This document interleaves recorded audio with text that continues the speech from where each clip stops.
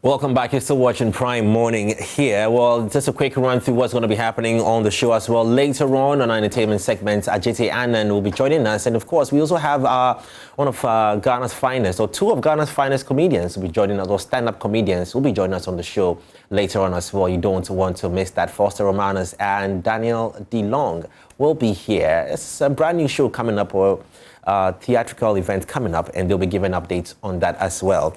Let's jump on to our daily graphic newspaper. Now, safety evacuation of Ghanaians key. President Akufo-Addo speaking on there as he touches on oil prices increments as well, possibility with regards to what is happening in these two countries. Later on, when MFA joins, we'll give you an update on the speculations and all the things regarding the reasons why these two countries or Russia is deliberate in its intention to take over Ukraine to strengthen its borders as well. What is NATO saying on this?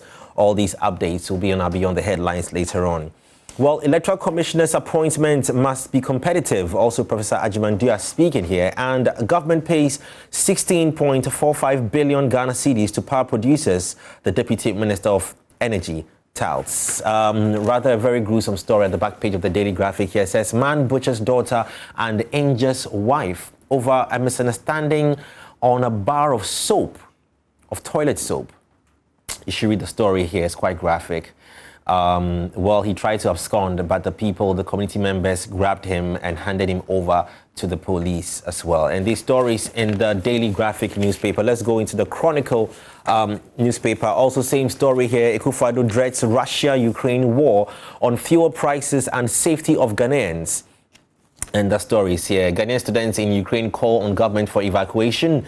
Michael Sechi, others remanded for trafficking firearms. We did bring you that story on some military personnel who were engaged in the sale of firearms to certain unauthorized persons. Well, that story is also here. And most young ladies can't even prepare soup. Bono Minister blames it on social media.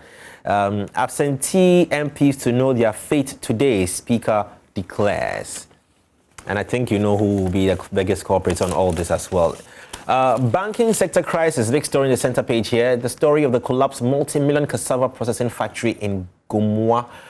It's in the Chronicle newspaper. Let's move on to Daily Guide. Again, bloody war breaks out. Putin attacks Ukraine by land, sea, air, and cyber. Over 1,000 Ghanaians stranded. Oil price skyrockets. I think currently, sometime in January, per barrel of crude oil was around $87, but now it's gone a bit above $100, the highest in a very long time. More stories here. Adwo Safo punched over 620 million Ghana cedi BOG cash. Metromass coordinator jailed for blackmail as well. Adwo Safo's fate in limbo. Today we had the earlier story on absentee MPs to know their fate today, the Chronicle newspaper shared. But Daily Guide says that Adwo Safo's fate in limbo, and these are the main stories in the Daily Guide newspaper. Later on, we'll bring some more sports stories with Nathaniel Atto. Center page stories here. Afia Schwarzenegger also touting that I regret campaigning for Adwo Safo. It's here. Jackie Apia also graduates from University of Ghana. Congratulations to you, sis. And let's move on to more stories. So the Ghanaian Times newspaper as well shares. President laments Russia-Ukraine conflict. Same story here. Expresses concern about safety evacuations and oil prices. Soldiers set house excavators, others ablaze in attempts to fight Galamsey. It's on page 17 of the Ghanaian Times newspaper. Yoko warns public about two Ponzi schemes operating online. Maybe just of interest, of national interest, I can tell you that the companies Royal Gardens Network and Hubtel Mobile Money Lending have been found to be operating Ponzi schemes. So just bringing that to your attention. The full story is on page 15 of the Ghanaian Times newspaper. Then let's go to the Daily Statesman. World leaders jittery as Russia invades Ukraine. The president, ECOWAS chairman on the front page of the Daily Statesman here says, worried about safety evacuations and oil prices, like I told you earlier on. Housing deficit down by 33%. And these are the main stories here in the Daily Statesman newspaper. Lastly, I'll wrap it up with the Finder as well. Jinaport not satisfied with $4 million chamber of mines donated to Apiati. We mentioned that yesterday.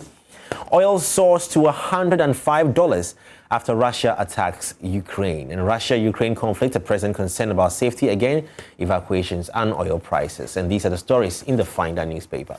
On that note, that's how we bring it to a wrap on our news flash. Now, still to come on the show, we've got our prime sports as well as all other conversations. Don't go away.